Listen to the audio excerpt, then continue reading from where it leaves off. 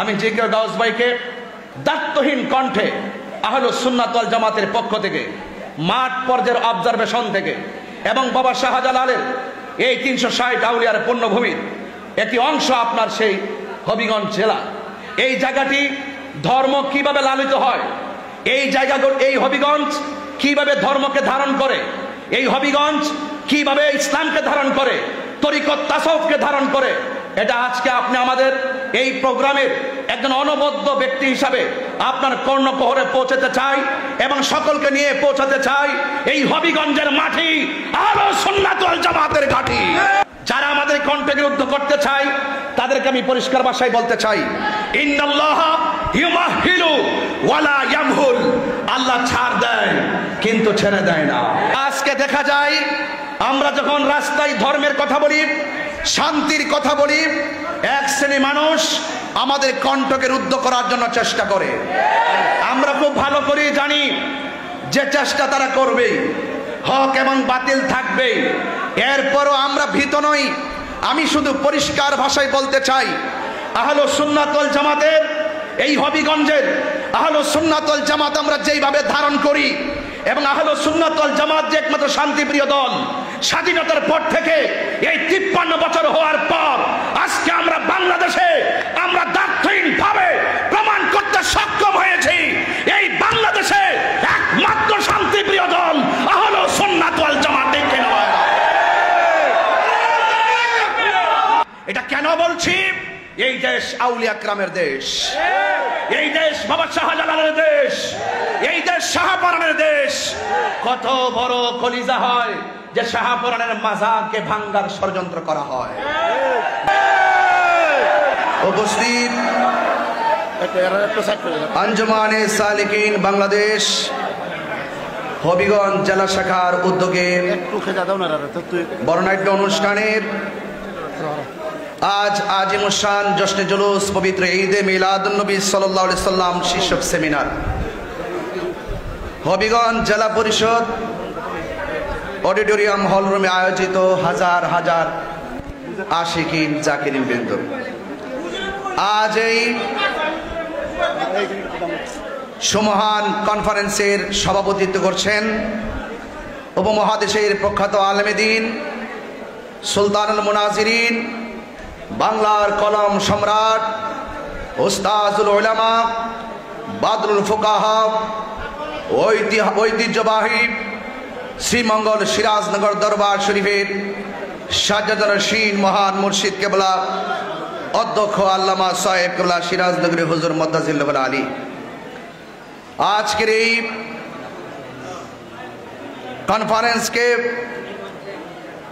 সুদূর চট্টগ্রাম থেকে অনেক জার্নি করে উপস্থিত হয়ে আজকের এই প্রোগ্রামটিকে আলোকিত করেছেন। জাতীয় কাউন্সিলের মাধ্যমে আহলুস সুন্নাত ওয়াল জামাতের যিনি মজলিসে শুরার সদস্য হিসাবে নির্বাচিত হয়েছেন, যিনি অত্যন্ত জ্বালাময়ী কণ্ঠে বক্তব্য রেখেছেন, অত্যন্ত সুদক্ষ এবং সুদক্ষ সাংগঠনিক আল্লামা জৈনুল আবদিন জুবাইর হুজুর মদ্দাজিল্লাহুল আলী বক্তব্য রেখেছেন। মজলিসে শুরার সদস্য এবং সুদক্ষ রাজনীতিবিদ আল্লামা সৌম আব্দুস সামাদ মদ্দাজিল্লাহুল আলী বক্তব্য রেখেছেন। আমার ভাই আঞ্জুমানে সালিকিন বাংলাদেশের সম্মানিত চেয়ারম্যান আল্লামা মুফতি শেখ শিবির আহমদ সিরাজনগরী মদ্দাজিল্লাহুল আলী বক্তব্য রেখেছেন। আঞ্জুমানে সালিকিন বাংলাদেশের সাংগঠনিক সচিব আলহাজ মাওলানা আলী মোহাম্মদ চৌধুরী সাহেব, আজকের মাহফিলের পরিচালনায় আঞ্জুমানে সালিকিন বাংলাদেশ হবিগঞ্জ জেলার সাধারণ সম্পাদক জনাব শেখ ফারুক আহমদ ভাই, আমার পূর্বে যিনি সদ্য বক্তব্য রেখে যিনি বিদায় আরজ করেছেন, হবিগঞ্জ, লাখাই, শাস্তাগঞ্জ মাটির মানুষের আস্থাভাজন ব্যক্তি, আমার অত্যন্ত শ্রদ্ধেয় জনাব জে কে গাউস ভাই সহ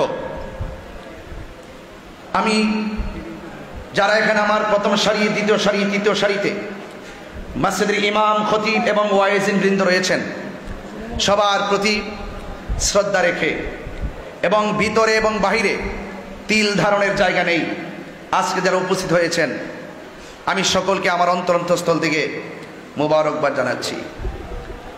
আমার ভাইয়েরা, আজকে উলামায়ে কেরাম অত্যন্ত বিচক্ষণতার পরিচয় দিয়েছেন এবং অত্যন্ত জ্ঞান গভীর আলোচনা রেখেছেন।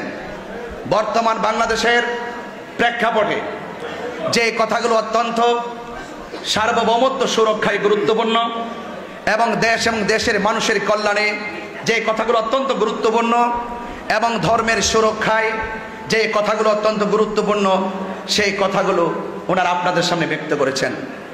আমি সবার বক্তব্যের সাথে একাত্মতা পোষণ করে আমি শুধু এতটুকু বলতে চাই, আহলে সুন্নাত ওয়াল জামাত পাড়ায় পাড়ায়, মহল্লায় মহল্লায়, ঘরে ঘরে এই ইসলামকে তারা সুন্দর করে ধারণ করে এই পর্যন্ত এসেছে।